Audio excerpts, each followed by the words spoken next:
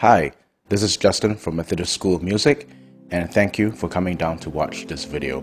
We have a 2-hour-long video ahead of us, and this is the skills training workshop that I conducted entitled Worship from Home, Audio and Video Production for Worship Video. As the video is going to be quite long, there are timestamps in the description box to help you to navigate the various sections as and when you need to refer to them, and also allow you to topically jump to places where you need help the most. If you have any comments, I encourage you to put them in the comment box below, because you never know when someone else from another church, from another situation, from another organization might need the same technical help as you do. So why don't we bless everybody and have a common discussion in the comment box below. If you do have a specific question that you'd rather ask me in private, you can send an email to the following address below. So grab that coffee, let's sit down and start learning. All right, so let's start with the why. And I think the why is very important. Why do we want to record online worship video? Worship videos are not meant to be a springboard for your YouTube career. It is not meant to be the time to show off and to showcase our talents and our, if you've been trying to put together that jazz quartet, this is not the time or the place or the platform to do so.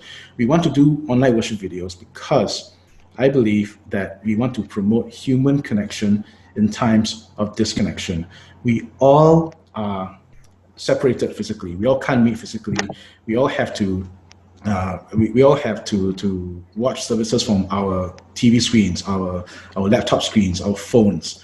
And I believe that online worship video allows us to put people's faces on the screen, because the more that we can see people's face on the screen, the more human connection we will be able to feel. You can try this out for yourself. Find a favorite song, find one of your songs that you listen to, right? And you try to play the lyric video where it's just words on a static background, or words on just words and a picture, versus watching the same video, same exact audio, but with the live band playing behind it. You would admit that there is a difference in the way that the video feels. You feel more connected, you feel more engaged with the live worship video, at least from my perspective as a musician, as one who loves to see music, who loves to see music performance. And when we want to promote human connection, we want to maximize human connection, I believe this is one of the ways that we can do to help our congregation tide over this time where we cannot meet physically. So the goal is not to promote performance or not to promote ourselves, but it's really to have the human, the physicality in worship, to see people worshiping, to encourage people that yes, we are separated in this time. Yes, we are not able to meet, but we can worship virtually together in this common virtual space. Let's not downplay the importance of physicality in worship. The thing about online video is that the video format, you need to exaggerate emotions a little bit more on camera so that you can communicate the same level of emotion. So when you're doing online worship video, the physicality part is important. So the raising of hands, when you're playing the guitar, you really when you're worshiping God at the same time. You're not trying to focus on that chord chart. You're not trying to focus on the music stand, but you really want to bring your body into worship, because that is what will help engage people. That's what will help encourage people to sing in their living rooms, to sing in their bedrooms, to sing in front of the computer screens or their TV screens. And then the second reason why we want to do online video is because we want to utilize the gifts that God has given your church. The emphasis is on your church. My church has been blessed with a certain amount of creative potential with our ministry members. We have members who are able to record, they're able to play and to record their drums, their bass. But I also understand that there are churches who don't have that kind of setup. You might be from a church that is from a choir background, SATB and a piano. Well, this is possible too. I hope that after going through this webinar, you don't go with the impression that, wow, I must have a full band. I must have guitar, bass, drums in order to put together a worship video like this. You can put together a worship video with any configuration. Singers, one singer, one guitar, SATV, piano. It is all something that God has given your church to do. So maybe go back and think about, if you're a worship leader, if you are part of the worship committee, go back and think about what are the gifts that God has given your church, and then to utilize that talent. Because I believe that every church has got a community of creatives, the worship creatives, those who can do video, those that can do audio, those that know about cameras and know about audio interfaces, know about audio mixing, that sort of thing. And if you have those people there, this is an opportunity where you can let them steward their gift to serve the church. And if you don't have those people there, if if you're starting from ground zero, I hope this will encourage you to, this webinar's purpose is to encourage you that this can happen, but maybe for your church, you might have to look at different configurations. Maybe it's not about putting together a giant band, like 9 members, 10 members on video, but maybe it's a simple recording of just a guitar and worship leader, or a simple recording of a pianist and a vocalist, a pianist and a singer. But what's important is utilizing your gifts.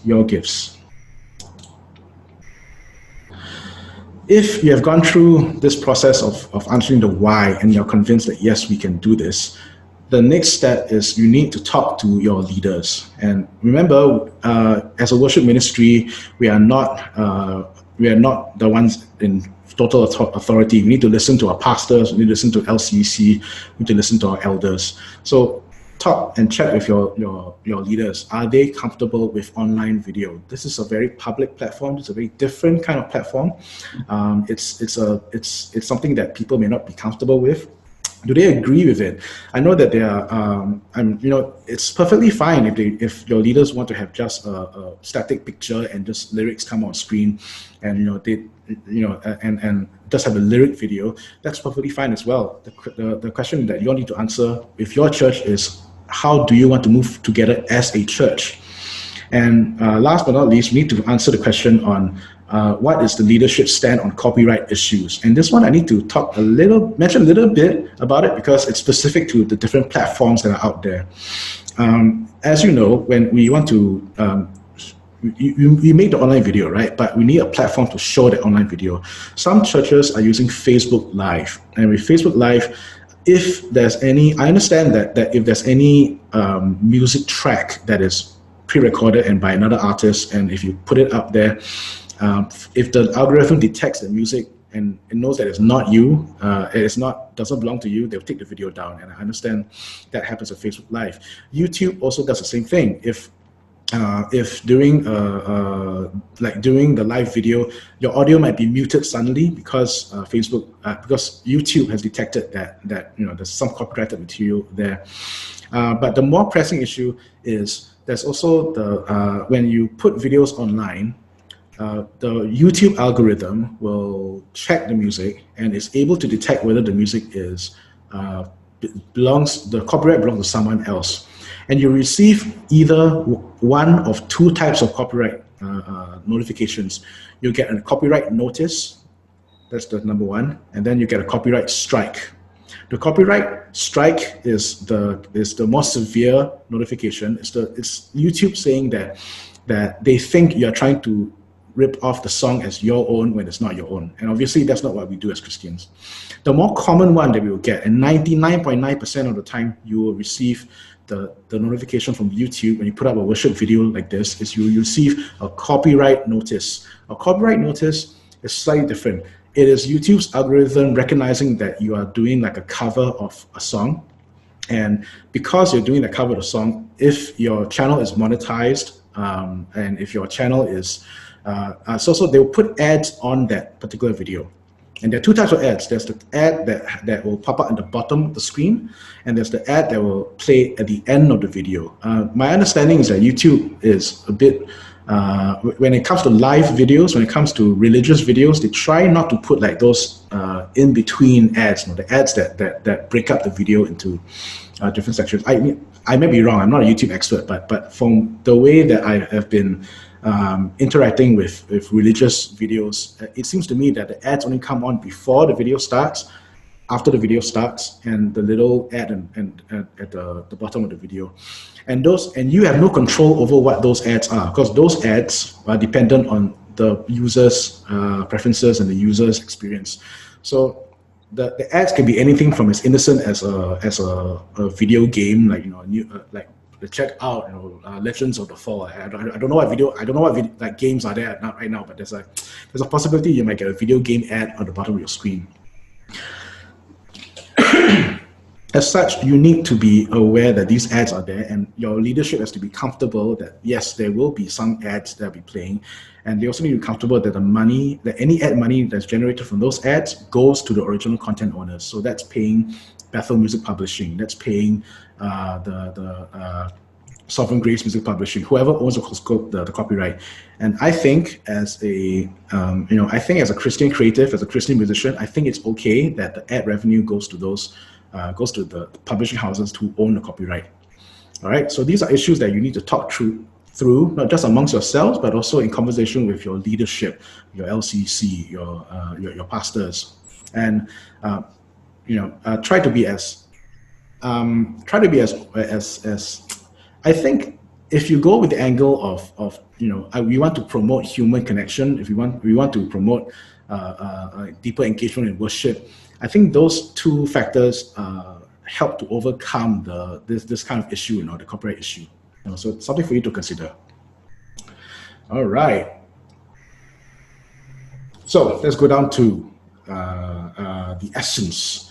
And if I were to distill everything that we're going to talk about tonight, the technical side of things, it is that everyone records to a backing track. It is not possible that you get, let's say, 5 people and you ask them to record a song. If they don't have a backing track, if they don't have any point of reference, you're going to get 5 different recordings. Someone's going to have an extra chorus. Someone's going to have an extra guitar riff some here and there. So you need to have everybody playing to the same arrangement.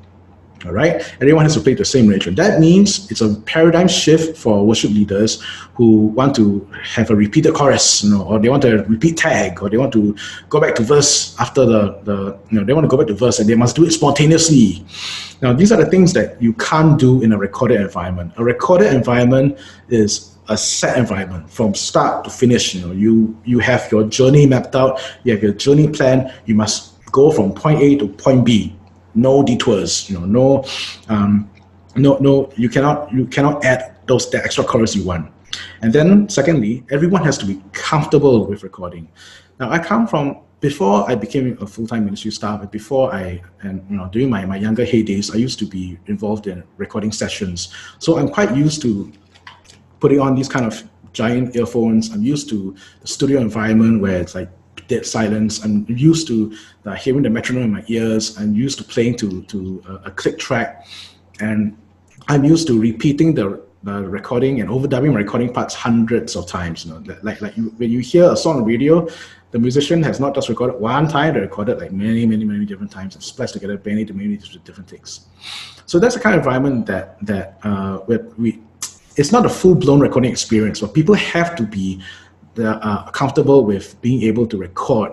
So having these things on, listening to the click, they need to know how to connect the gear together in the between themselves and the computer. These are things that it's not an overnight thing. You have to really learn and gradually get used to it.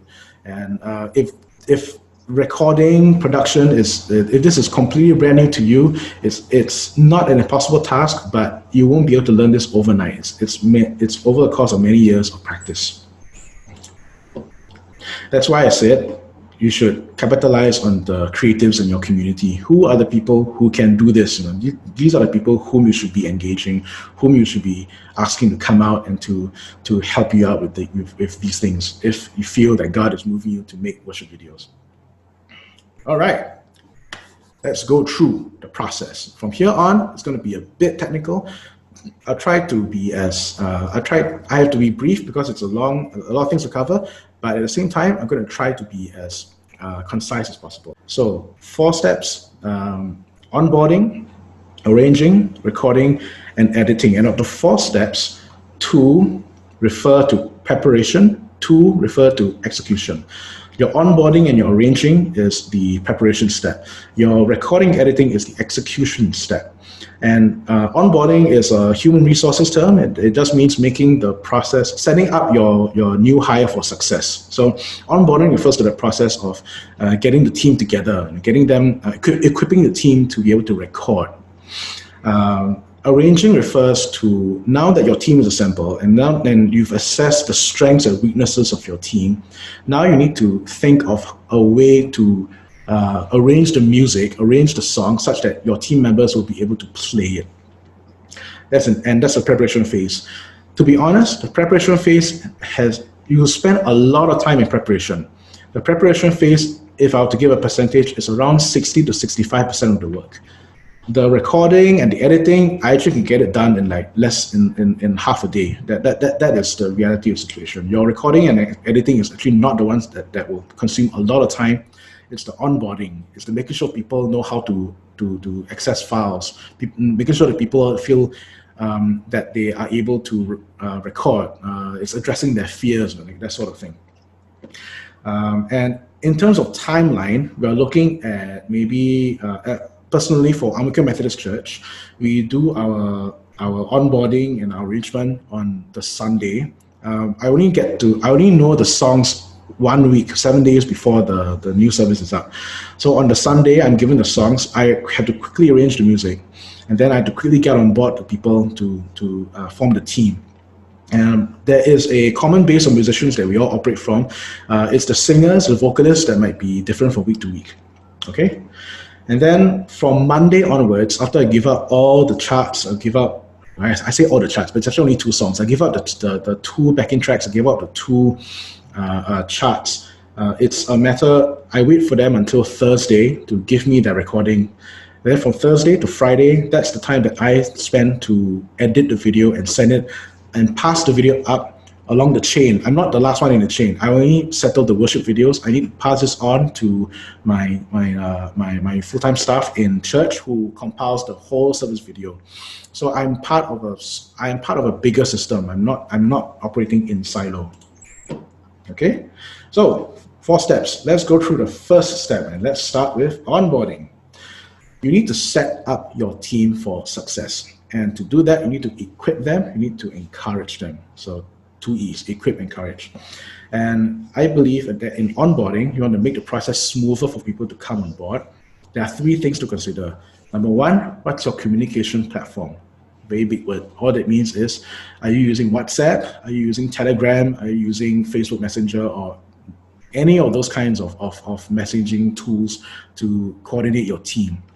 So we use WhatsApp. I get the team together, and then I use WhatsApp to send out the whole gamut of the access to the files that they need. So access to the guide track, access to the chart, access to, and then I also allocate the vocal duties, the musician duties, and I also might have a little remark at the bottom to give like a basic idea first. I'll elaborate later, but in that big blast, I send out the access to the files as well as telling them the general idea for the song.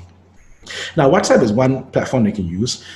Telegram is also another one. And what I like about Telegram is that you can send uncompressed files. So if you do send audio and video over Telegram, it's not like WhatsApp where they'll compress it and make the quality like quite low. So WhatsApp tends to make severely lower the quality of any audio video file that you send over.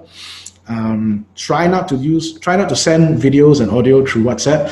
You should be sending those through a file management system. And for us, I recommend using Dropbox for file management, because you need a way for your musicians to send the files to you. And we use Dropbox because Dropbox has a file submissions function. If you're to go to don't worry, you can see all this, right?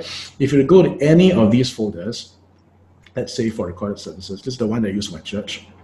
You can see this little tab here. It says request files. When you click request files, you can generate a link that people can submit their files to. And what's cool about Dropbox is that when you use your phone to record, when you use your phone, your mobile device, or tablet to record your video, your audio, if you press the link on those devices, it brings you to this page here, where you're able to choose. Okay, from here it says choose from computer because I was accessing from computer, but on the phone it will say choose from phone, choose from and it will give you it'll ask to access your photo library, your gallery, so that you'll find your video files. And so from your phone directly to Dropbox, that is the reason why I use Dropbox. It is a very direct, it's very easy. There's no you don't need the musician to jump through hoops to upload their files. You can do it right there and then with Dropbox. Actually, I think the most important aspect of onboarding and getting your team together is to provide support. Now, if you belong to a community where everyone has recorded before, everyone knows how to use Dropbox, knows how to use their audio interfaces, their microphones, everybody knows how to troubleshoot their audio video technical problems, you are supremely blessed. Oh man, you should really be praising God for all that. But if my experience is any indication of what's happening generally in churches, you're going to find people who have zero experience with recording, zero experience with even managing files, how to upload files onto Dropbox. And with these people, the team leader, in my case it's me, but if you have a team leader, if you even have a pastor involved in this project, what you need to do is you need to provide support. You need to be available for phone calls. You need to be available for video calls. You need to give them technical support. So in my case, because I needed to help out my drummer who couldn't put together his audio interface to work with his electronic drum set. He video called me and I think it was the first week, every day I'd spend 5-6 minutes trying to troubleshoot like one new problem that will crop up in the setup. Just last week, we had one of our vocalists was brand new to all of this, never done it before. She had no idea what to do, and she felt very overwhelmed because, number one, my WhatsApp messages aren't very, very short because they're quite long. Number two, as you can tell from the WhatsApp exchange, actually there's a lot happening. The team members talking to one another, either to encourage one another or to get tips or whatever. So she felt very overwhelmed. So I spent about half an hour on the phone talking to her. Most of it was to encourage her, to tell her, hey, we're all in this together. I'm here for you. Let's go through the process and set you up for success. And then the call lasted maybe 45 minutes to an hour. But I think that was time well spent to encourage her to come on board and to sing. And I really appreciate her effort. She was so nervous, and okay, you can kind of tell that in the video, but I'm just glad that I'm not sure if she'll be able to go and take the courage to do this if not for someone supporting her. So don't dismiss the power of a phone call. Don't dismiss the power of a video call. It really helps that there's a human being, not just a computer or a PDF file or a README file. It helps that a human being talks through and helps in these processes. All right. All right, now that you've got your team on board, let's say you've put together the team, your singers are on board, your musicians are on board, they all have access to the folders, to the chart, to the backing track. What next? Your backing track and your chart should be in the folder by then, but when you want to arrange, right, you should be arranging music for participation, not performance. The Sunday worship, as it is with life outside of circuit breaker period and life outside of COVID-19, the Sunday service is not a platform for you to play your jazz progression. It's not a platform for you to try your epic synth rock on stage. I mean, if you come from a synth rock church, wow, you must tell me, man, I also want to visit. But we want to get people to participate, and by that I mean that we want to get people to sing. And to encourage participation, we need to have the voices shine. So I would try to arrange. So as far as music arrangement goes, I go very basic. I try to cut out long intros. I try to cut out very long instrumentals. I try to cut out if a bridge is repeated, let's say 8 times. If half of it is them doing if it's very, very long repetitions, I just might cut it down to 4 times instead of 8 times. So have these things in mind. Take note, if you do arrange simpler, if you do have a simpler arrangement, the recording process is also a lot simpler. So give yourself, help yourself, by trying out a simpler arrangement. You will thank yourself later. Okay, so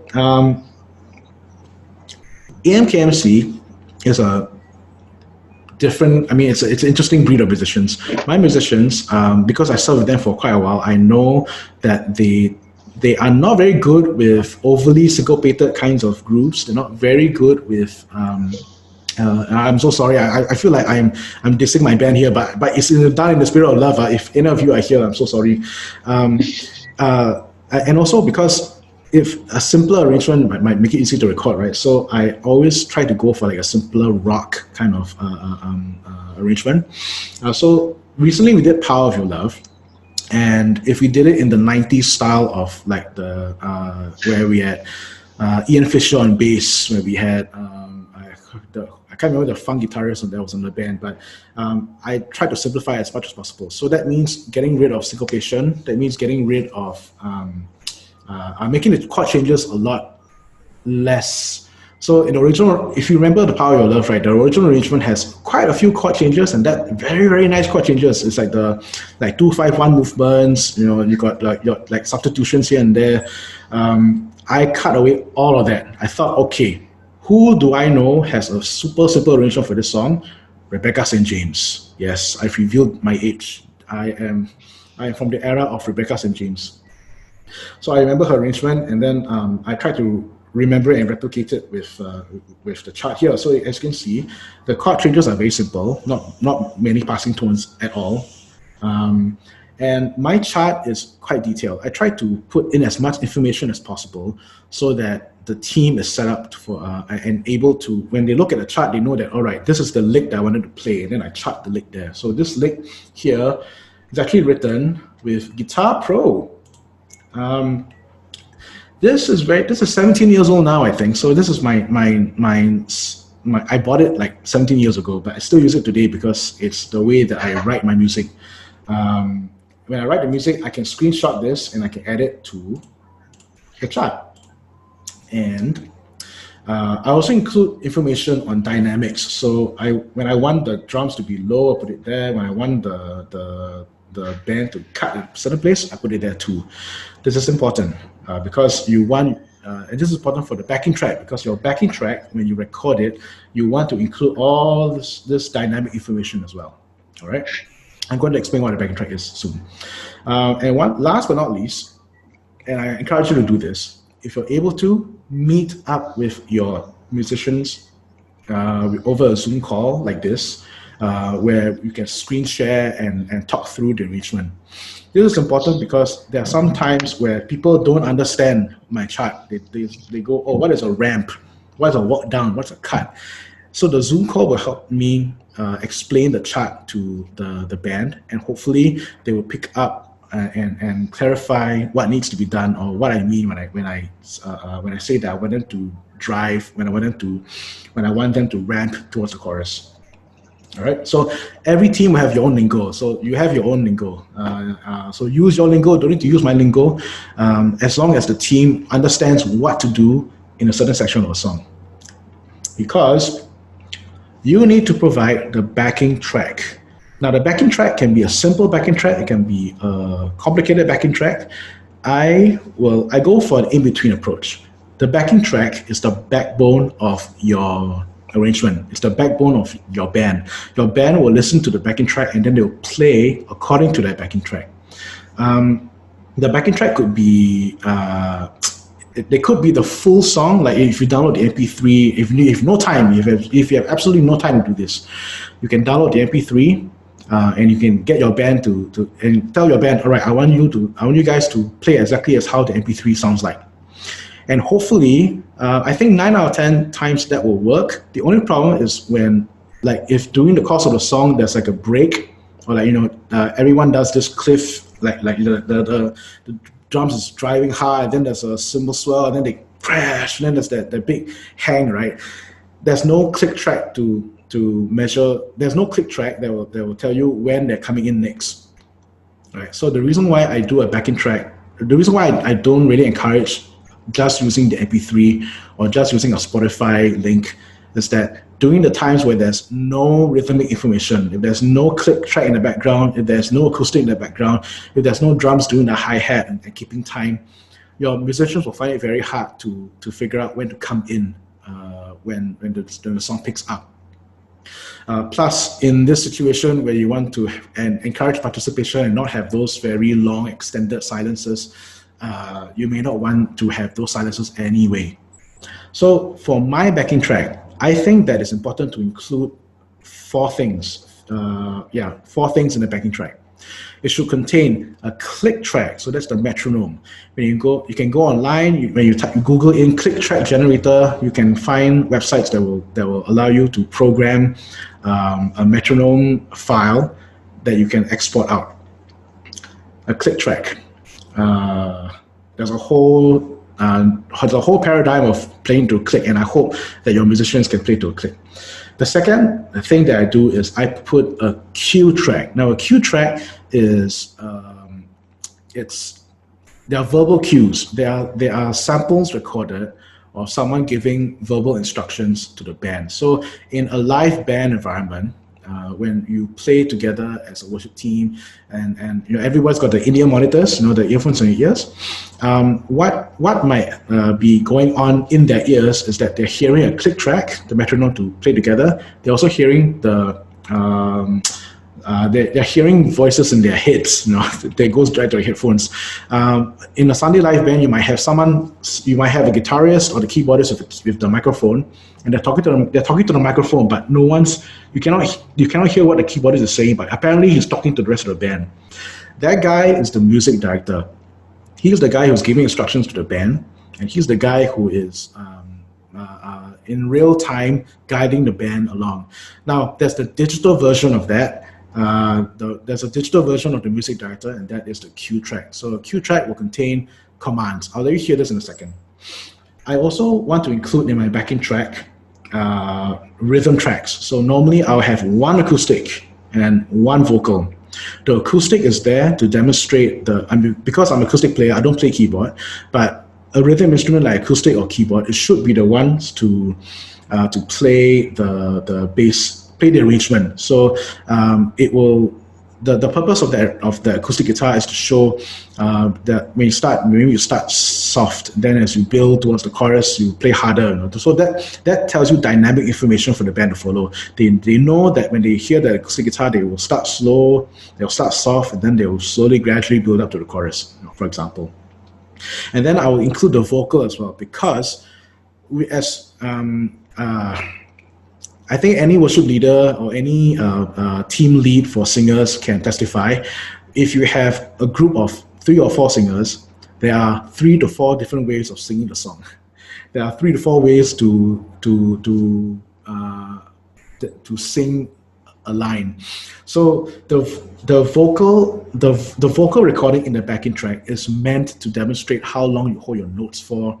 It's meant to tell you where the emphasis is. It's meant to tell you how to phrase, vocal phrasing, rhythmic phrasing.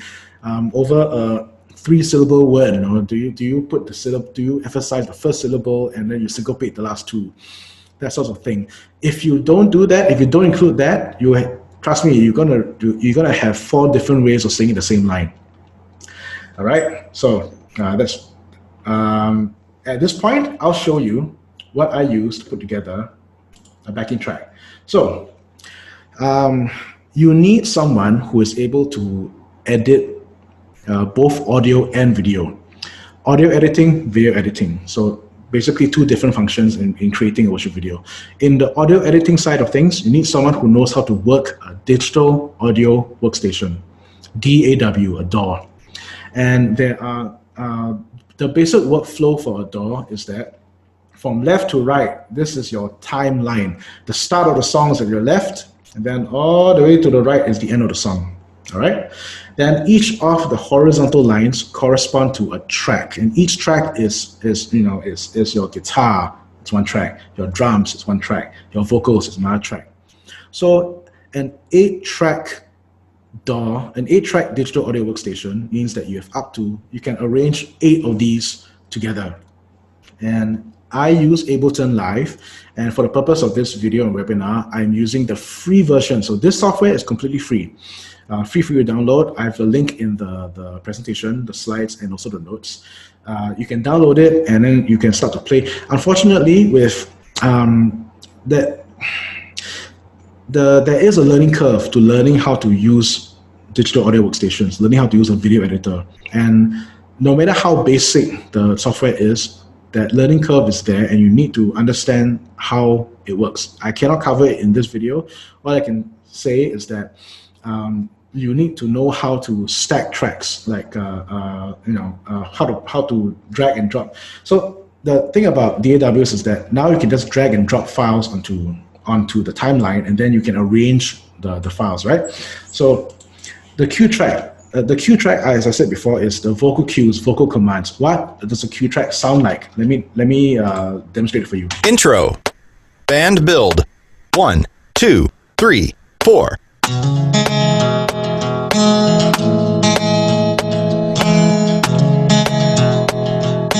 All in. 2, 3, 4.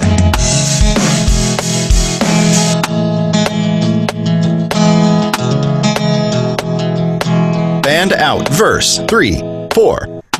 Lord, I come to you, let my heart be changed, renewed, flowing from the grace that I found in you.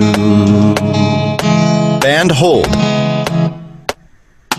Lord, Yeah, so that's my backing track. I recorded a vocal track, I recorded an acoustic track, and then I put together the cue track, which is the vocal commands. This guy here, the guide, to cue up and to demarcate the sections as they come along.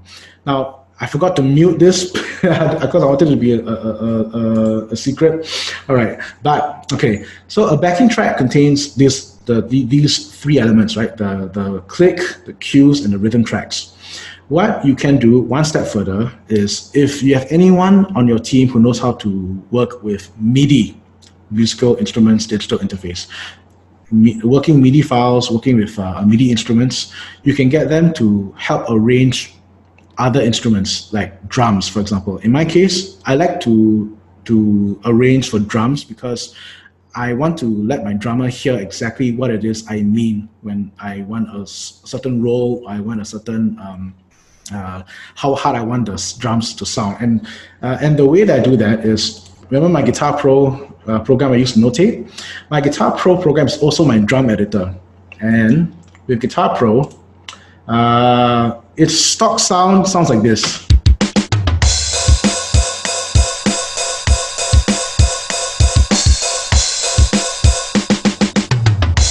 Yeah, very inspiring, right? So that's a stock sound. That's a stock MIDI sound from Guitar Pro. What I did was, after I write out this drum track, which is a whole new course in itself. It's actually not as hard as it looks. It just looks a lot because I just had to copy and paste the humming bars of the song, right? But when I export MIDI, I can take this MIDI file, I can drop it into Ableton, I can load up a drum machine. So they are free. This is also a free drum machine that you can download and use MIDI files with. So it sounds like, okay, it's not playing here, yeah. Oh, I know why. Yeah, so you can.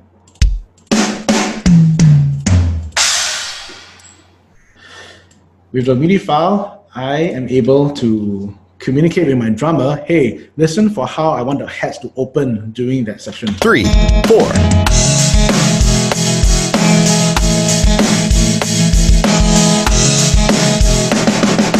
Band out. Verse 3, 4. Lord, I come to. Yeah, but this is an extra step. If you cannot do this, never mind, don't worry. But for those of you who want to try and experiment, this is one. If you have someone who can do this, why not, right? And actually, these drums don't sound that bad. I've used them as live backing tracks in our service before. When, let's say, our drummer couldn't make it for service, right? I used a MIDI track and ran it through a drum machine to get this sound so that I can lead worship with a digital drummer. So it's very weird. It is so weird when you try out live, because you see, like, you don't hear drums, you don't see the drummer on stage, but you hear drums coming from out the speakers. It's so trippy. And the look on the people's faces is priceless when you do this.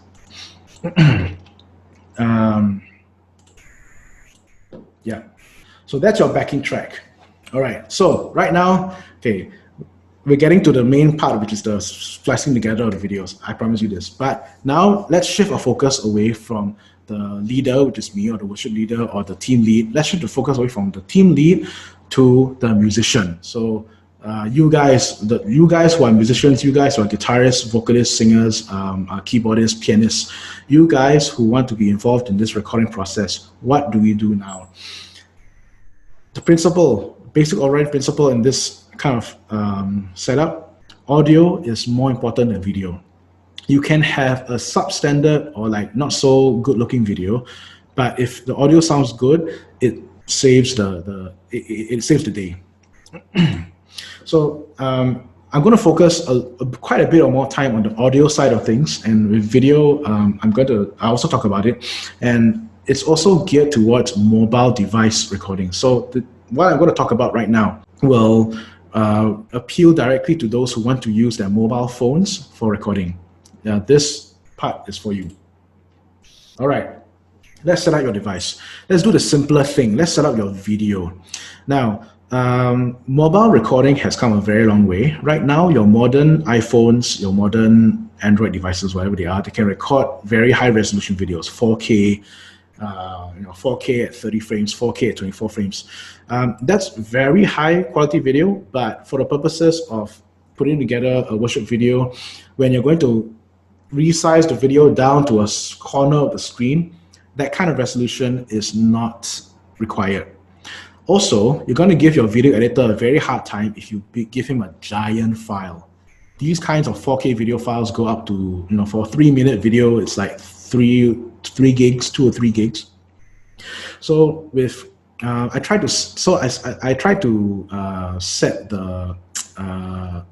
to get everybody to set their phone such that they have a uniformity of format, right? So you want your video quality to be 1080p, which is full HD, or HD rather, 30 FPS, 30 frames per second, in the most compatible format. You see, now our phones come with a high efficiency or most compatible mode. And of course, I mean, on Android it's a bit different, but what this means is that your newer phones have a different kind of audio and video codec. And if you don't change those settings to try and be more compatible, what will happen is that the video is going to sound great, it's going to look great, but it's very processor heavy on the editing side of things. I kid you not, when I edit videos that are shot in high efficiency mode or with a very high codec, it takes an hour, 2 hours for me to render a complete video down, and that's the kind of time that when we are short pressed for time, when we need to come up with a service video quickly and less than a day to do it, we try to help our video editor out. Okay, so and it's not very hard to do. Just go to your phone, figure out some settings, and then try to change them. And this is so that at the end of the day, you help your video guy out, For those of you who, let's say you don't need to do you don't need to record a live video of your face. If you just need to record audio only, and you want to use the your voice memo. This may be if you're a SATB, if your church is the kind of church who wants to do SATB and you just have a lyric video, no donate for faces, you can help your audio guy out by changing the settings on your voice memo. In the iPhone, you can change the quality from compressed to lossless. This makes a huge difference in the quality of the file. If you send a low quality file, you're gonna have a low quality sound. So let's try to help you want to give as much as possible to your audio guy or video guy. So try to set, if you're using a voice memo to record, there is a way to record it losslessly. There is a way to record it at high quality. And so help us out, don't give us such a heartache, to try and we want to make you sound good, we want to make you all sound very nice. So help us out by changing some settings on your phone. Unfortunately, Android users, I have not been able to find a free version of like audio tools, like a onboard digital audio workstation. But Apple users, you guys have GarageBand, and I believe it's free. GarageBand is, you can do a lot of GarageBand, but specifically for recording, you're able to pull up presets, like say, like the voice recorder mode, and you use like this. There are a few settings that I put up here on the screen for you to follow. So if you're an iPhone user, just know that you have access to all these tools. The radio ready preset for the phone is really quite good. It's got a nice production value to it. So I'll show you what I mean. When you use iPhone, right, you can have access to all these things. The pitch control doesn't really work a lot, so it's not able to turn you into a flawless singer. But you're able to do quite nice things like turn up delay and ambience. Okay, if that's like your reverb. If you want to sound like you're in a karaoke, doing karaoke, right, you can turn that all the way up. You sound like you're in karaoke. But I will turn these down, right, so that my audio guy doesn't have to deal with extra ambience. So as I said, iPhone users, you can scroll through these and try these out on your own time. So I'll just quickly go through. What I do want to point out is that the most important feature in GarageBand is this plugin. If you tap the plugins option, okay, I couldn't screen share with my phone because that complicates things on my setup. So you have to do screenshots. Okay, so if you tap plugins in GarageBand on the phone, you will have access to all these things that is on in the preset. Visual EQ is the most important because this helps you to tailor your sound. Now, phones, mobile phones have good quality microphones in them. You can use them to record to get a good sound, but they must be treated. There's some work involved. Notably, the phone records. The phone is it's a very sensitive microphone to record everything, lows, from the lows onwards. It's also tailored to pick up the voice in phone calls, so there's a very prominent mid spike somewhere. Furthermore, because it's tailored for voice and for phones, there's no need for the treble and the high end to be there. So normally otherwise it's very piercing in the ear. But when you want to record a vocal track, you want to have clarity in the voice. You want to get rid of that honky mid-range somewhere. So this EQ curve for phones is my general starting point when I EQ, when I treat vocal performance from the phone. If you have GarageBand on your phone, you can do this right on the phone. That's great. But if you have to edit this in post, we need to edit this and mix it on your own. This is the starting point that I normally do. I cut out the lows from 100 hertz onwards because that will get rid of like the low rumble sounds. So stuff like if you forgot to turn off your aircon, that is the sound. This will try to minimize the rumble. And then to get rid of that mid hump, the hump that makes it very like honky, like very nasally kind of sound. That kind of sound, you can get rid of it by pulling down the mids on somewhere in the 1 to 2K range. And then You want to have a bit more sheen, a bit more clarity in your voice, a bit more sparkle. That's when you raise the treble on the 12 to 16K side of the EQ curve. If you don't understand what's going on, get your sound guy to look at this. This is his territory, and this is the stuff that he can help with to make your voice production on the phone sound better. So now that you set up your devices, you need to record, right? Let's get down to recording. All right. Your phone can record and produce good quality recording, but the environment is a very important factor. You need to find a quiet location and time for recording.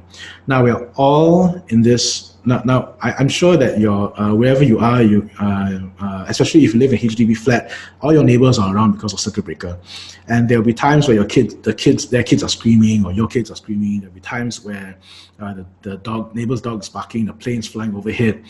Obviously, those are the times that you cannot record. But there will be a time. It's different for you, different for me.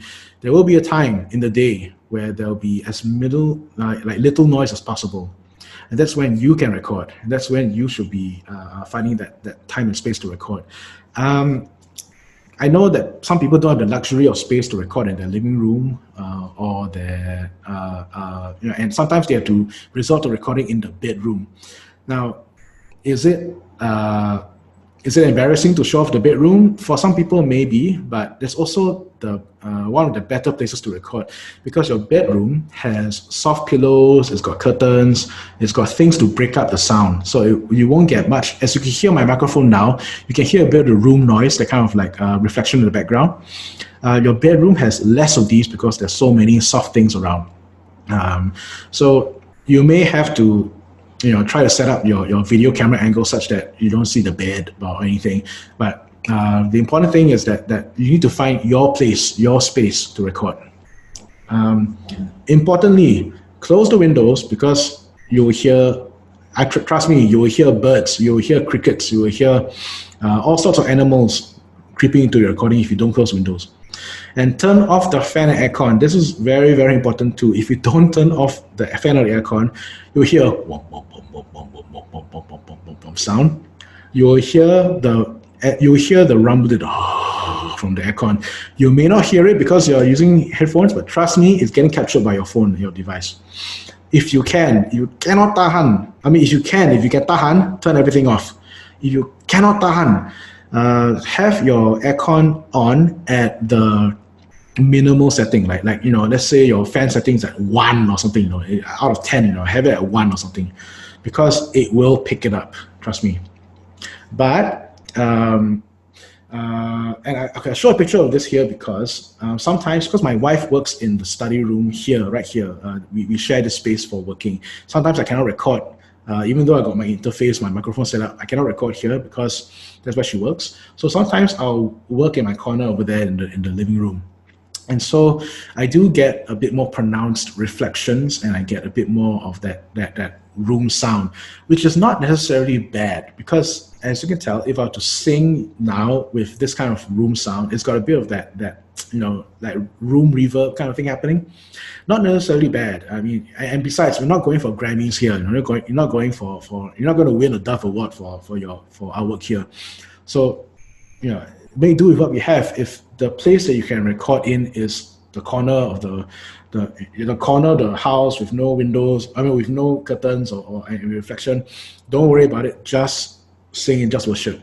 And then there are things that we can do to correct it in post-production and editing, which I'll show soon. Okay? All right, this is for those of you who do not need to record video and doesn't need to record audio. The best way to record clean audio, super clean audio with no ambient noise, is to use a blanket. So cover the blanket over your face, hit the record button, and you sing. That's the best way to record with with maximum isolation and minimal ambient noise. The drawbacks, obviously, is you cannot see your sheet, your scores, when you put the blanket over your head. So you might need to use this with your phone, you might need to use this with your tablet to sing this. And of course, this might scare whoever is coming to the room when they see a hooded figure with the blanket on. So do warn your family members that you are recording with a blanket over your head. Otherwise you might scare them. Again, this is for those who are recording audio only and no video. So let me show you my setup. So I can't screen share now and show you the setup like live now, but this is what I'm using for this setup here. I've got on my left here, you can see I've got acoustic panels that try to minimize the reflections behind the microphone, which I think kind of works. I'm normally a lot closer to my microphone, so when I sing, I can turn the gain down and reduce the reflection even more. I have an audio interface here, and that's connected, so this is my setup. My vocal setup is microphone, audio interface. Someone asked me a question on what's the best gear to record an organ, if you need to record an organ or record a piano. Honestly speaking, the iPhone, the phone can do that. I've had to handle recordings of organs and pianos with just the phone recording. They do work. But if you are curious, just for fun, I recorded an organ using my microphone, and because I didn't have my computer interface with me, I used my Line 6 Helix processor. That's actually a guitar pedal, but I used it with the microphone preamp, and I used it as the interface for my USB microphone. So I used it for the interface for my microphone. So this condenser microphone, yes, it recorded Shantini's voice, but I also use it to record the organ. So I had it somewhere, 2 feet away from the organ. So it captured both the organ performance as well as the room sound. Because if you record a dry organ, you need to add reverb after, So if you record directly with your phone or as I did with a microphone here, you may not need to add that reverb in post. You can just record it and let the room be that reverb. So yes, it is possible. It is, you can use microphones and audio interfaces to record, but it's not necessary because your phone can do it. And if you treat your phone, if you know how some tricks around editing the phone recording, yes, you can use it. Is it important to buy gear? Yes and no. If you have the means to buy the gear, and if you have the know-how to use the gear, sure, by all means, go ahead and get it. But because the general principle is you get what you pay for. A $300 set of a microphone and an interface is going to sound much better than a $60 set. But of course, you need to know how to use it. If you don't know how to use it, if you have no one knows how to use it, it's not going to help you. In fact, you're going to have a lot of heartache and frustration trying to learn how to use it. So my recommendation in this season, where people don't have a lot of time to record or have never done it before, I just recommend just use your phone. It is possible, because for those of you who are in the waiting room and then had to wait a bit before the webinar started, the audio tracks that you heard from my band. My church worship team. Sorry. My band. What you heard was my singers were all recording using the iPhone. So they just shot themselves with the video from the phone. I just took the audio from the phone and I just treated those tracks. And as you can hear, not bad. I mean, it won't win a Grammy but it's possible to use in an online service. If you do have the money, you don't know how, I do highly recommend like the Focusrite Scarlett 2i2 or the Focusrite range of products. They're a bit on the pricier side, but they really do sound nice. Like one of my singers has this set up at home, and I did very little to her recording. She sent in a recording. I just need to tweak the EQ a little bit, tweak the compression a little bit. I didn't do this giant EQ curves on her vocal, and it sounded very nice. So they're not paying me any money to say this, so proceed at your own caution, at your own expense. Don't underestimate your phone. Later on, when you are able to access this slide, I encourage you to click the link because there's a guy, his name is Graham Cochran. He runs the Recording Revolution channel on YouTube, and he has done an iPhone-only challenge to record an entire song just using the iPhone. So GarageBand samples, using the iPhone as a microphone for the guitar amp. If you don't have an interface, if you don't have a guitar players out there, bass players out there, if you have a Helix, if you have a Fractal, if you have XFX, great. You have interfaces that you can help to record directly into. You have interfaces to help you record direct to your computer. If you don't, the phone is a perfectly acceptable way to capture your amplifier. In fact, the bass tone the first few videos that I did with my church, my bass player didn't have an interface. He just put his tablet on his bass amp, pressed the voice recorder app on his tablet, and then recorded. He recorded his bass tone, his bass amp tone, using the voice app on his tablet, and it worked fine. It's not going to win a Grammy, but it will get the job done. All right, you set up your devices. You have set up your interfaces, or yes and no. Now you have to count to actually record your performance and your audio take, the song. How do you do that? Basically, you need to have two devices. All right, it's not really possible with one. You actually need two. So the basic recording methodology is device one is the one that records the video and the audio. So a bit like how I'm talking to a phone right now over here. So this is device one. Device two can be anything that plays the backing track. So another phone, your laptop, or another tablet. And the idea is you hit record on your phone, and then you press play on the device that plays the backing track. So for instance, if I have two phones, okay, like my spare phone. My phone here, phone A is going to record a video. Phone B is going to I'm going to plug in earphones so I can hear myself and isolate the backing track away from the video recorder. So so at the time of recording, you hit record here, then you press play here. Then as the backing track goes on and it's time for you to sing, then you sing. That's the basic way to record. If you need to refer to lyrics, some people, and I show you my setup, some people do this. They have the video recorder or the camera, the DSLR, whatever, they set it up next to something that shows them chords. And of course, your computer can play the track as well. So your backing track, your device too can play the backing track and show the chord chart at the same time if you need to refer to lyrics. This is the part where you need the team lead. Now let's shift our focus back to the team lead.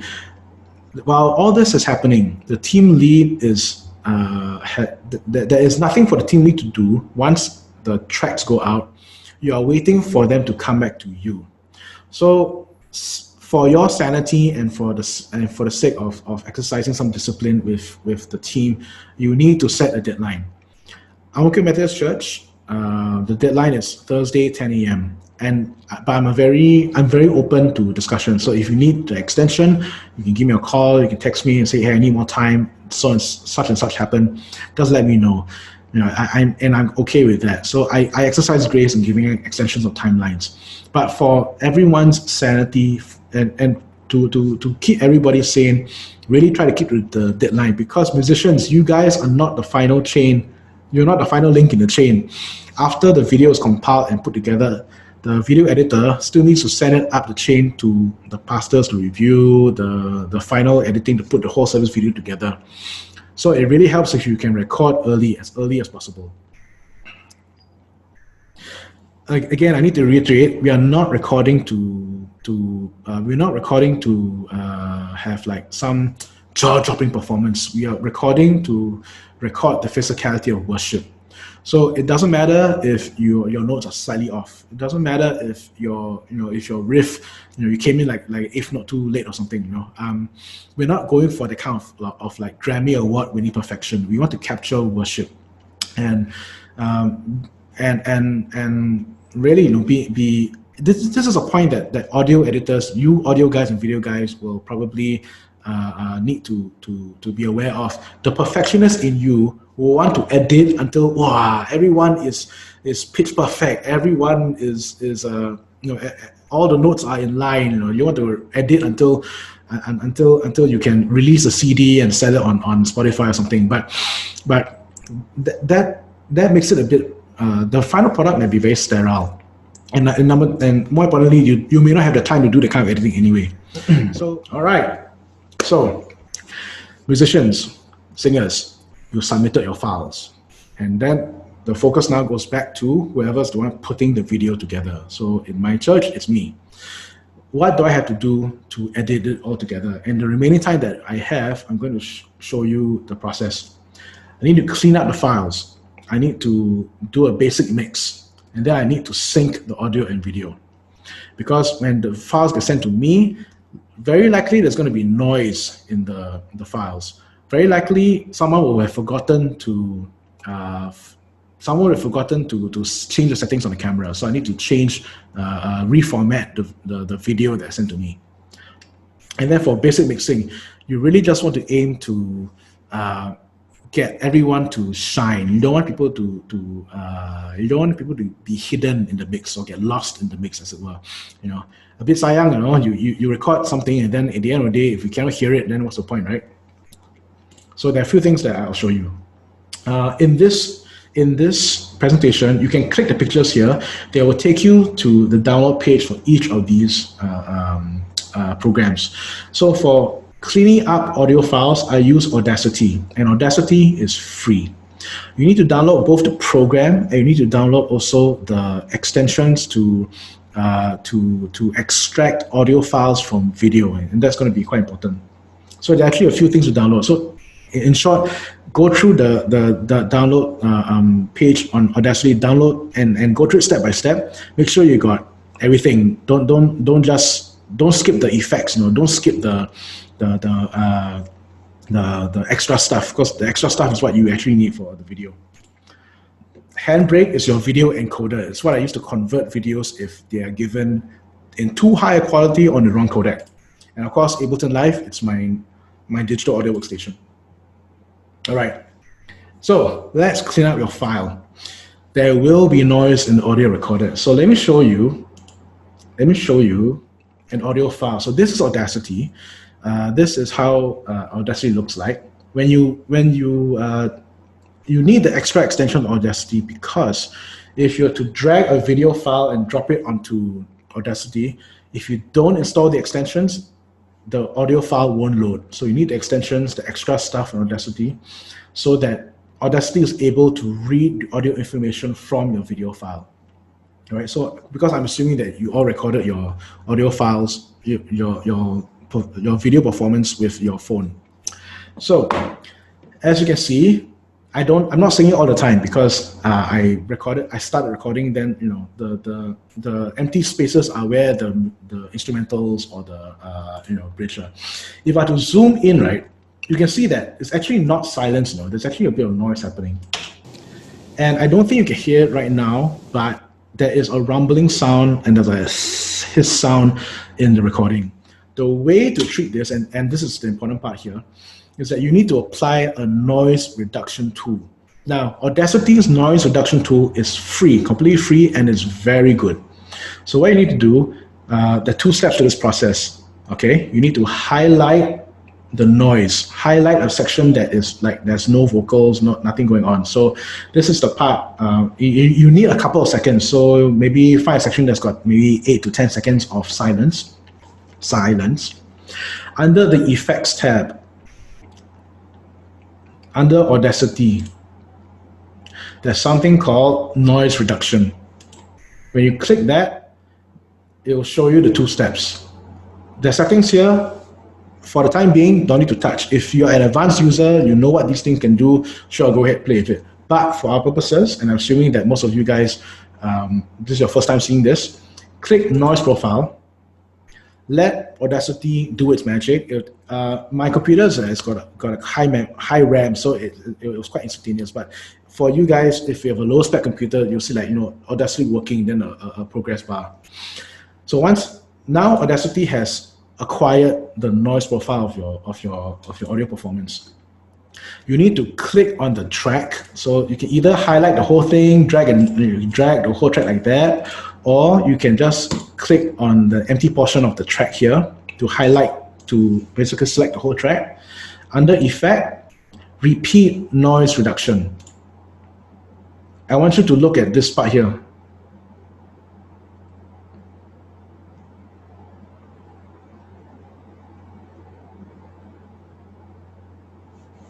Sorry, it's a bit long. See what happened there? The rumble sounds essentially get taken out of the sound.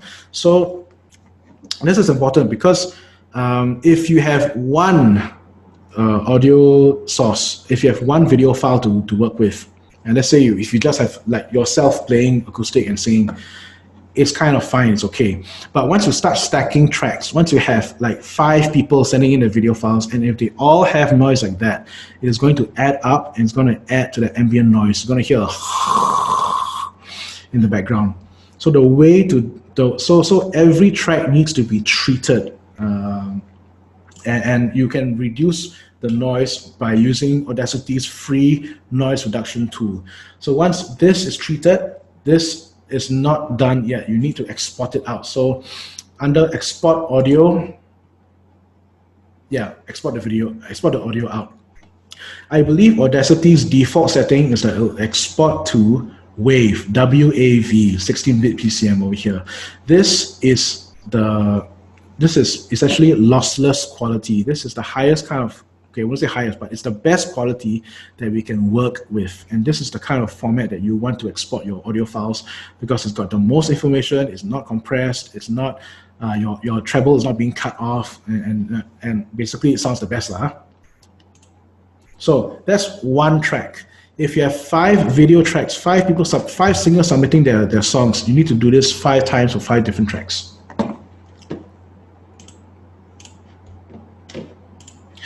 Okay, then you need to look at your video files. Some people send if you set your video files correctly, like as you did before, the video files shouldn't be too large, 300, 400 megabytes for a 3-4 minute song.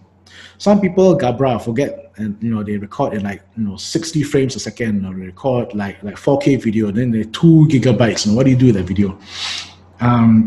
Handbrake allows you to re-encode the video so that you essentially bring down the resolution. Your 4K image is very big, right? There's no point having all those pixels when you're going to reduce it down to a corner of the screen. So just to show an example, I have a 700 megabyte video here. You want to choose, actually the default settings, you don't need to touch anything. It will come up fast, 1080p 30. That's 1080p 30 frames a second. That's the setting that you want. So step 1, load the video file. Step 2, you need to save the video file. So you will click on browse, then you type your new name, then you type the new file name, and then start encode. When you click that start encode, what will happen is that your video gets resized, not resized. You're creating a new video, but it's re-encoding the original video to make it smaller in size and with the correct audio codec, so that it won't kill your processor, your computer, when you're trying to process this. Because again, you're not dealing with just one video file. If you are, that's maybe that's okay. But if you have 8 or 9 video files to deal with, this becomes very important. So do yourself a favor. Try musicians and singers, try to set your phone to the correct settings or the settings preferred. If you don't, then the video guy has to do stuff like this to re-encode, reformat your video and audio. All right. Right. I don't have a lot of time left, so I'm going to try and speed up. But basically, you need to make your team shine. Whatever they send to you, so if you have recorded all on video on this, Audacity allows you to extract the audio from your phone and then you can mix it together with the. Then you can mix it together in your digital audio workstation. So I bring up Ableton because Ableton is my workstation, and I bring up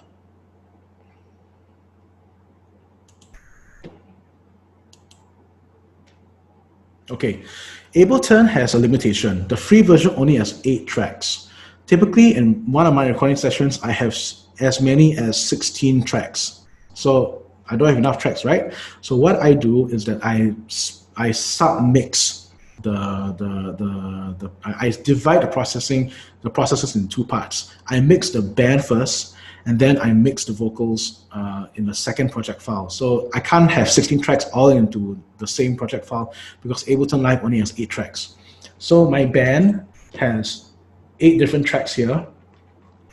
And with instruments, you shouldn't be you need to do you shouldn't be doing too much audio editing.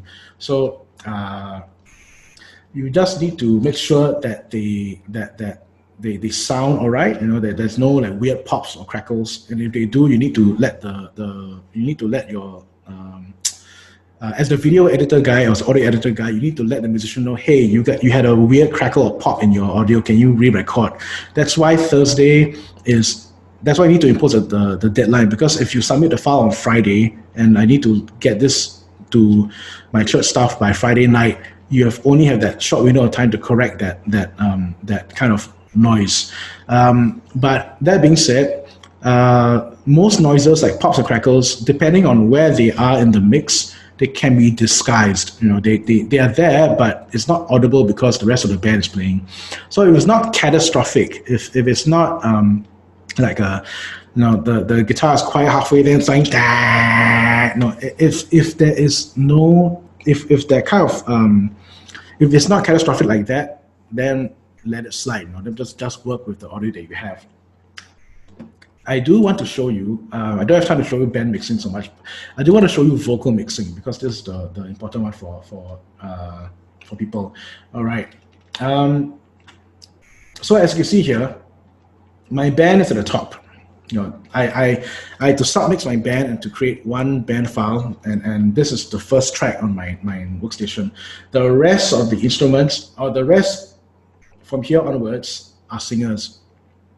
And all these guys used iPhone, Android to record. Each track, you can apply effects to the track, and you need to treat the track. Each track, I apply a few effects to make it sound better. So if I were to, let's say, okay, let's just hear Lorraine's vocal. Lord, I come to you, let my heart be changed, renew. Lorraine, if you're here, yes, you are my model for this. Okay, so if I turn off all the effects, right, this is the original vocal. Lord, I come to you, let my heart be changed, renew.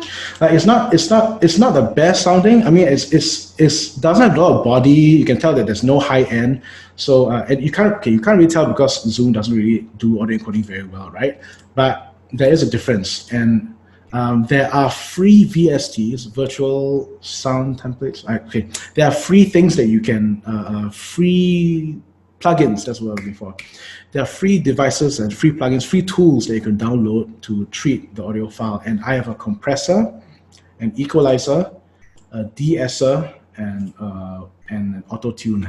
So I mean, yeah, yes, I do apply a little bit of auto tune, but it's not to the point of like robot voice. So if you haven't used any of these before and don't know what all these things do, some of these plugins, some of these tools have free presets, and the presets are there as general starting points. If you have no idea what to do, if your audio guy is a new guy, doesn't know anything about controls, you can bring up the presets and you can choose singer 1, singer 2, bass 1, voice. Of course, it's not ideal because presets, it's like a general blanket starting point, but they do the job of providing the starting point. And if it's the only thing that you can do, if you're short for time, presets is still a better way to go. All right, so that's your compressor. Your EQ, remember the EQ curve I showed you in the slide, the previous slide? This is what I mean. If you do treat a phone that doesn't have GarageBand on it, and you want to do EQ, you want to make it sound, if you want to bring up the treble content, the highs, the clarity in the voice, if you want to get rid of that mid hump in the voice, you need to apply an EQ curve. And the EQ tool in the free plugin that I'm going to recommend in the resources is actually quite good. As you can see, you have to be very drastic with your EQing. You have to cut down, 14 dB as certain EQ. You need to raise up, 16 dB for the highs. Essentially, that's this kind of general shape. That's the kind of general shape that phones need for them to sound better in the mix. Because once you start adding drums, bass, once you start adding the guitars in, that voice is not going to be able to be clear unless you have some EQing there. All right. Now that's compression to make the soft sounds louder, the loud sounds softer. EQing is to clarify your voice. Now the last thing that you need to do is stereo imaging. Stereo imaging is the virtual space, the virtual stage from your left ear to your right ear. So we experience sounds in a 3D environment, and we experience sounds across our left to right ears, right? So a stereo sound means that there's the left and the right. And with stereo imaging, what you're doing is that you're placing the instrument anywhere between the left speaker to the right speaker. So you can hear this when you listen to go back and listen to your albums, right? You realize that some instruments are louder in your right ear and some instruments are louder in your left ear. And this is what you mean by stereo imaging. You are placing the band in like if you imagine one line, right? If you imagine a stage, like a virtual stage, right? You're putting like the singers in the center, then the bass player slightly off center, then your support singers are this far apart between your left and right ears. Then maybe you've got you overdub your guitars, and you have them right at the hard left and the hard right, so that, to make the sound bigger. These are tools that you can use, and the basic principle is try not to crowd the center. If you don't change the settings for your stereo image, if you don't change the pan control is how you adjust where the instruments lie in the stereo field. If you don't change that, everyone's going to be in the center. It's going to be as if everybody on stage lined up in the center and perform like that. But we don't do that on stage, right? We actually space people out. So that's what you do virtually as well in audio editing land. You have the singer in the center, the lead singer in the center. You have the support singers further out in the space here, so you can hear them. Maybe you can hear the if this is SATB, maybe you want to put the melody, the S and the soprano in the center. Then maybe you want to balance it out by having the tenor, somewhere on your left and your bass somewhere on the right, and play with that blend until you start to hear a nice until it start to sound nice in your ears. In short, you need to for sound, clean up the sound, get rid of noise, EQ it. You need to mix it, you need to compress, EQ, and need to apply a stereo image. Then the very last step is syncing it all together, putting it all together. Now that you've produced your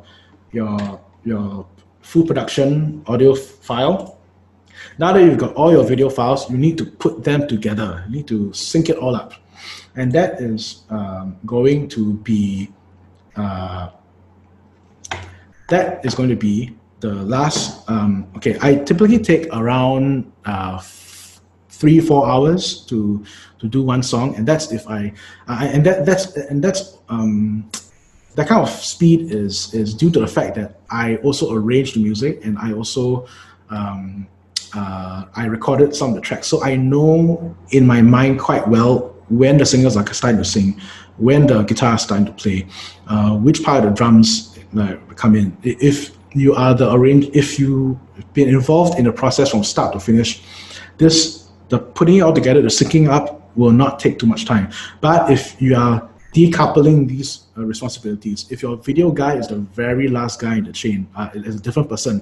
If your video guy is a different person from, let's say, the person who arranged the music, you might have to brief him about the music, the arrangement.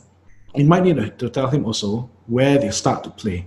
Now, the essence of syncing audio and video together is that you must have the whatever you see on screen must match what you hear. Now sounds very duh, right? But in the video editor world, sometimes where the person starts to hit the record button and where the sound actually starts to play might be in two different slots. I'm going to demonstrate this on the video editor side. So there are three things that you can do to help make your video guy's life a lot easier. Because you need, and this is there are three things that you can do. That's what I call the clap, the split, and the first motion. Now, as you know, in TV, if you watch like a movie, right, and then you see the person with a clapper, the take one. What that is actually doing is whoever's putting together the video will see that there's a motion of clapping, and then he can take the audio file and sync those together. The moment that the video hits, with the clapper hits together, is also the moment where the sound of the clap happens. So with those two things in mind, you align the track together. Okay, I'll show you what I mean. Okay, this is the video editor. Much similar to the audio editor, there is a project timeline that runs from left to right. So if you visualize your project file, extreme left is where the video starts. Extreme right is where the video ends. I have a backing track where I incorporated a clap. And this is where I get whoever is on camera to clap at the same time that the guide track tells them to clap. So get ready, smile. 1, 2, 3, 4. Intro. And Key. so that is the basic principle of the clap. You embed a portion of time in your backing track to cue in the singer or the performer as to when to clap, do the clap. As you can see, Lorraine here, that's a clap, right? Let's try that again. All right, I'm going to try to be more precise. All right, that's the end of the clap. There's a tool here, set the start time. This tells me that I want the video clip to come in at this particular part of the timeline. So let's go to this. 1, 2, 3, 4. So I have now stopped the project timeline at the point where the person's supposed to clap. I go to Lorraine, I set her start time at her clap, and then I stack the track together. Intro. So hopefully Keys only. you should hear 1, her sing. 2, 3, 4. Verse 2, 3, 4. Jesus shall reign in the sun, does its successive journeys run. Now, of course, this is still not as you still need to drag and drop a little bit, so you can tell that Lorraine is a little bit. Intro. Verse 2, 3, 4. Jesus shall reign. She's rushing a bit, so I have to drag her a little bit behind. Jesus shall reign in the sun, does its successive journeys run.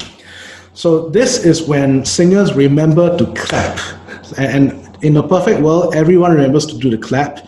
When you put this together in the video editor, it's super easy. If your singers forget to clap, if your musicians forget to clap in the backing track, according to the backing track, you still are able to sync them because they still need to do, singers need to take a breath. Guitarists will have their fingers ready to strum. And so now you shift your sync point to wherever it is that you see the first motion. So singers will, then you know a note is going to come out when they take the first breath. All right. I'll show you what I mean. And if I were to,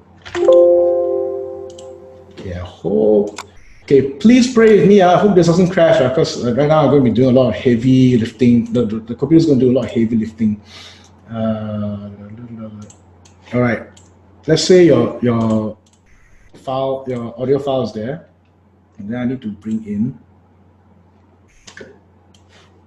All right. My drummer, he doesn't do a clap, right? But I can hear what his drums is playing.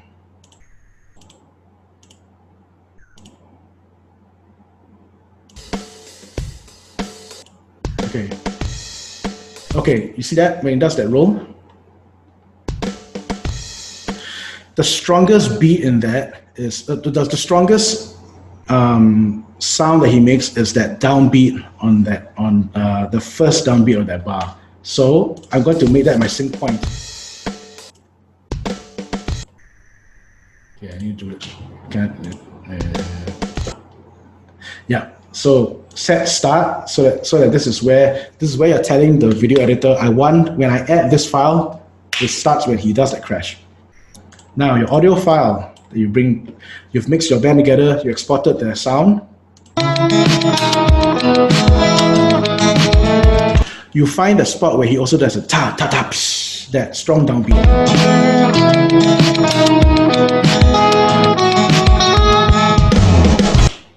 So I hope that is kind of in sync.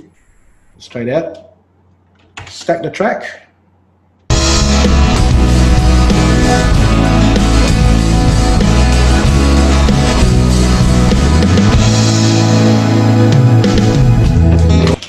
Yep, so that's one way to do it. That's for musicians. Musicians, when you know when their most strongest motion is, that could be your sync point. Now for singers, if you don't do that, you need to do what I call the first breath. Lorraine again.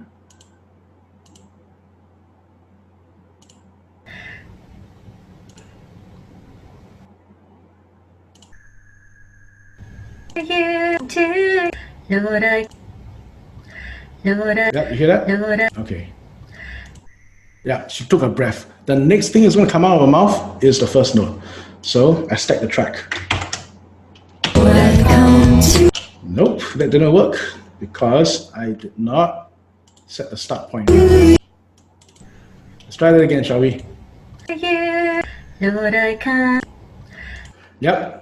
Remember, set the start so Lord, I come to you. that you let the video editor know that this is the point that you want to add the track over.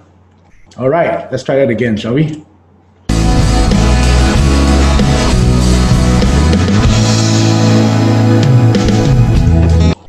That was a breath. Okay, let's try this.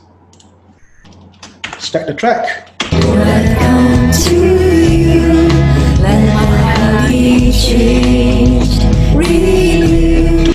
Now, if I have more time, I'll show you that okay, you need to adjust a little bit here and there, right? So don't worry about that. We won't do that now. What I do want to show you is that now that you've stacked, let's say you have two video files, and then let's say you sync them up, right? You want to show them side by side. You want to show them in a different layout. That's what we call split screen layout. This is where we need to do a split screen. And to do this video editor has a very easy function to do that.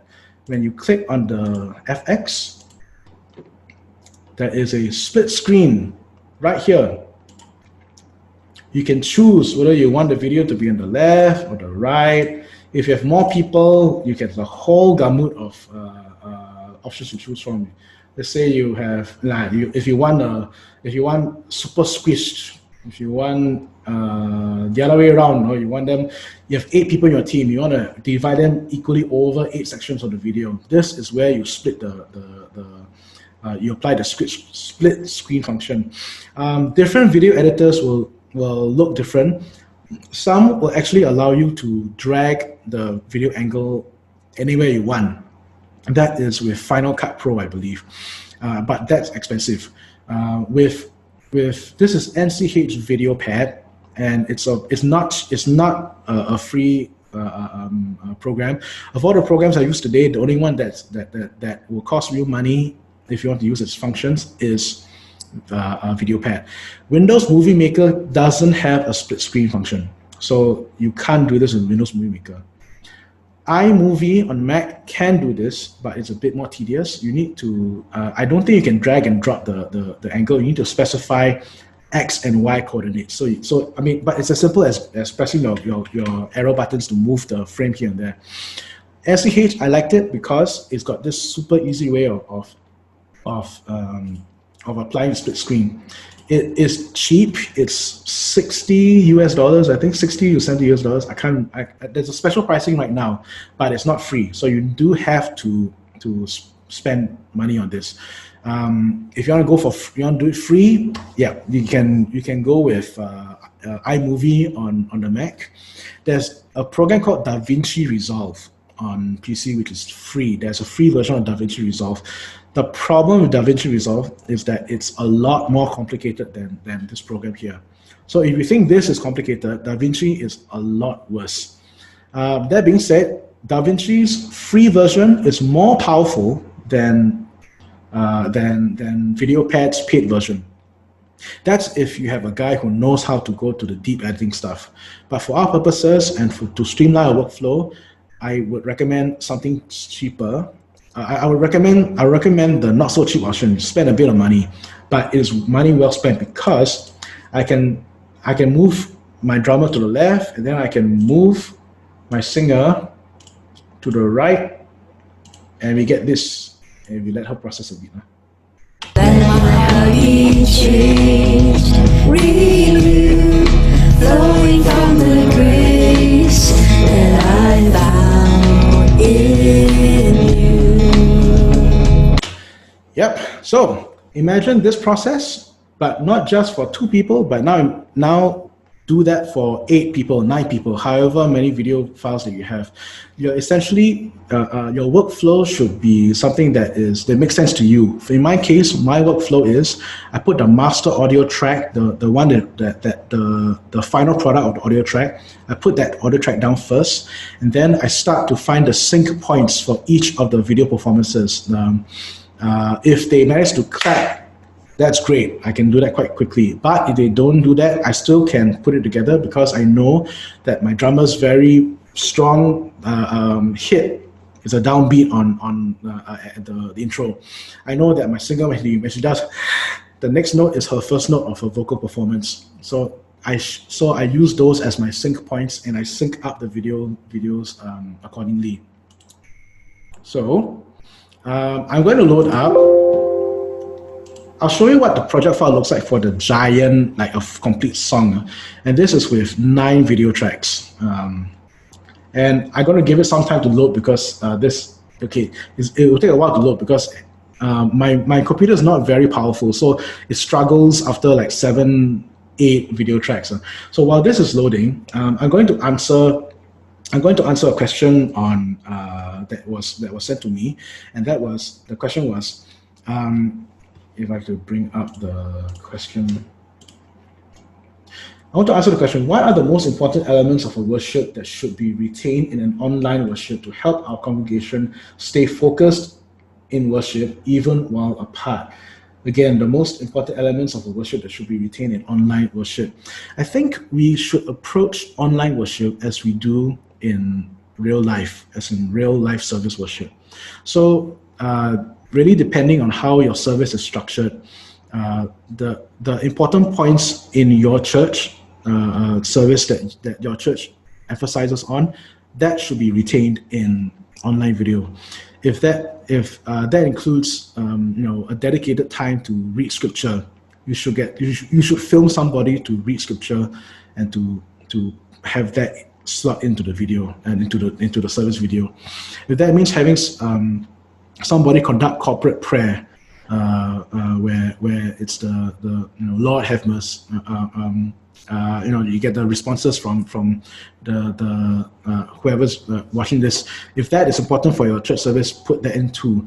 I'm loading up this file because I want to show you something that I did with Hosanna, Praise is Rising, the Paul Baloche song.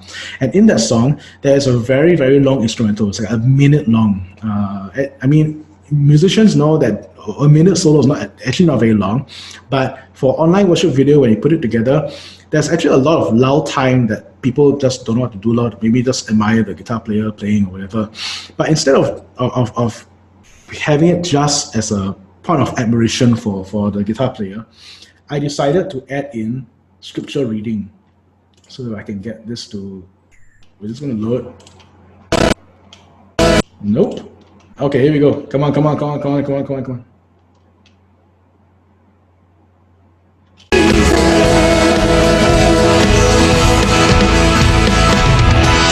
In you, O Lord, I seek refuge.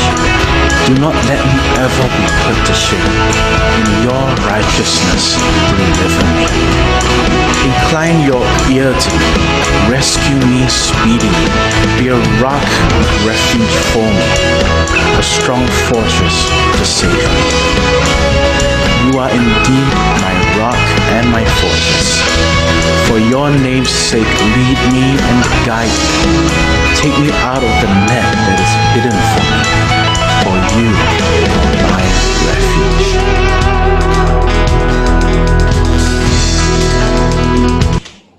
Yeah, so as you can see there, instead of having the whole focus on my guitar player who played a pretty decent solo, if I wanted to, I mean, if you're going for performance, if you're going for showmanship, yeah, that is one thing to do on a YouTube video. But if you want to emphasize participation in worship, if you want to incorporate elements of worship, like in my church, we don't get to read scripture very often in a formal setting. Like, we don't do the reading from the book of Job, chapters 3. We don't get to do that very often. So if I do have a very long instrumental to play with, I try to do something like this. I try to read the scripture text for the week. So that psalm was actually the psalm reading for last week. And I put that in because I am a bit of a liturgical rebel. I'm not fully contemporary. I am tridemporary. I like to incorporate liturgical elements in my worship leading. So yeah. Guys from AMK, if you're here, hello. You're saying hi to the liturgical rebel. Yeah, there's one question I wanted to answer. All right. So the rest of it you can read this on your own time. I think it's quite self-explanatory. Again, I need to emphasize, VideoPad, the video editor that I'm using, is not free, but I think it is worth it. $60-$70. You can don't buy the subscription model. I think there's a subscription-based model where you pay like $3-5 a month for something. But I think it is a lot more worth it for your money if you just put down that $60 to buy the program. I'm not sponsored by NCH. They're not paying me to say this, so this is just my own observation. Thank you for watching the video. If you like what you see, consider subscribing and hitting that bell notification button so that whenever new content comes out on the channel, it'll be sent directly to you. Please feel free to share this content with others who may benefit from it too. Please check out our Facebook page as well, where we will be posting notices when new series and new webinars come out so that you can be a part of all this teaching. From everyone here at MSM, we hope this has blessed you and your ministry. God bless.